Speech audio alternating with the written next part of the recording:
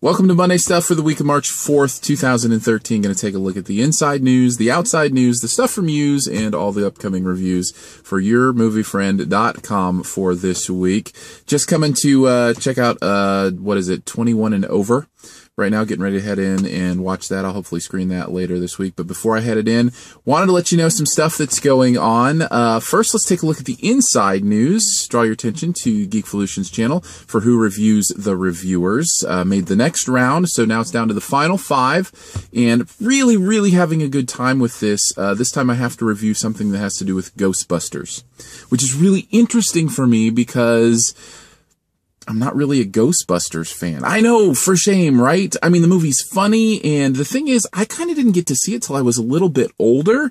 I didn't get to see a lot of the popular movies when they came out when I was a kid, and so a lot of my contemporaries, they have these points of reference like Ghostbusters that I just don't have. Now, when I did see it, I thought it was funny. Bill Murray is hilarious, of course, but it'll be interesting for me to review something. I think I'm going to go with the animated TV series that came out, The Real Ghostbusters, maybe review like season 1, something like that. We'll see. I haven't fully decided yet, but you can check out that contest. It's like a reviewing contest and like a reality show kind of thing at Geekvolution's channel. Again, I'll put the link here in the description for this video. Outside news, I wanted to talk about some of the recent announcement from DC that has to do with the Justice League movie and those kind of things. Really interesting to see this develop after Marvel's The Avengers was such a huge hit, and how they did all of those movies and then they put them together to form this one big super team. Now, I know they did that in the comic book first. I'm not insinuating they did that in the movies. But as not being a comic book kind of guy, like not having lived that life growing up, I'm like, this Monday stuff is basically just to hurt my geek cred. That's basically the only reason I'm doing this one, because I will have none left by the end of this. Because I wasn't into comic books, but I love that they're taking these heroes and making not only these movies that are, sequels, but also combined quels, where they take all these different people and put them in the same one. I find that really interesting. So Justice League appeals to me, and now they're talking maybe Superman and Batman as we know them in the new Superman movie, and maybe even Christian Bale as Batman are going to be in Justice League. That would be huge, because they're talking about having Christopher Nolan kind of oversee the whole thing. And I don't know, there's a lot of interesting parts to this. I have to say a little bit, though, I'm ready to kind of see a different take on Batman. I love The Dark Knight. I love The Dark Knight Rises. Great movies. Even Batman Begins. Really good movies. But I'm kind of ready for the next thing. Do you ever feel like you're just ready to move on?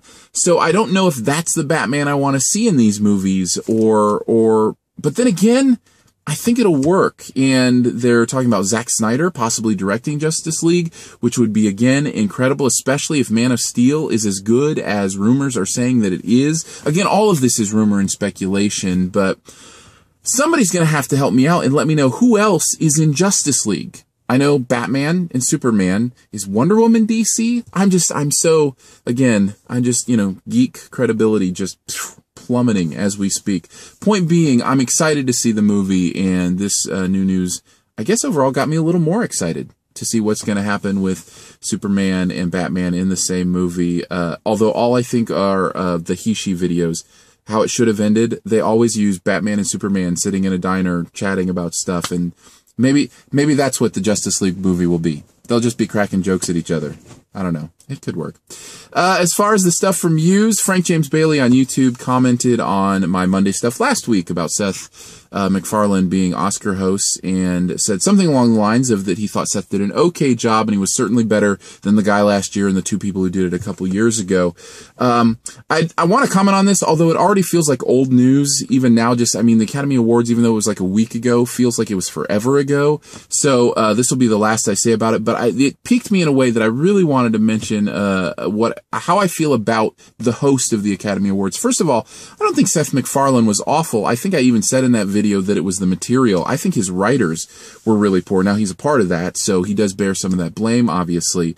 But I have to tell you, I loved Billy Crystal last year. I have this soft spot in my heart for Billy Crystal because I think as an Oscar host, it feels right. He's done it so many times, and it kind of harkens back to the days of yore when like Bob Hope would do it several years in a row. In fact, basically, he was the host of the Oscars for so many years, and if somebody else did it, was like, well, who's taking Bob Hope's job this year? He'll be back at some point.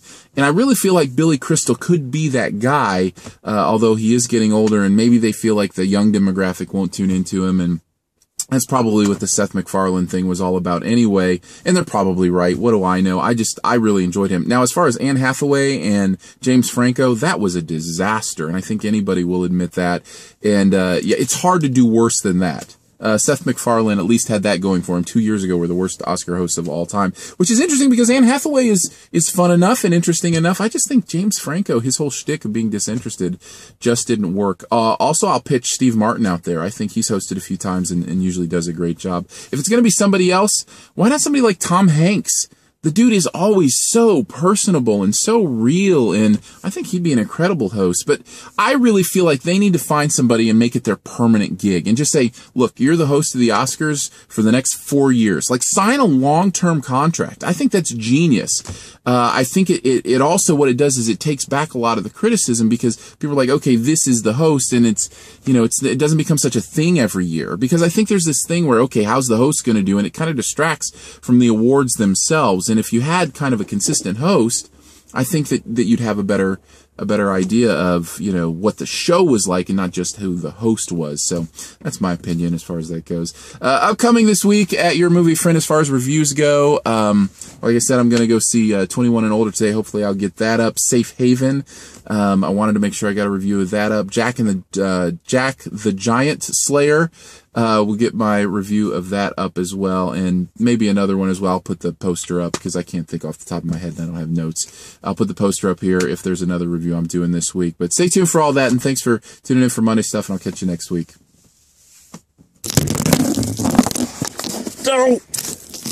Stupid. Oh.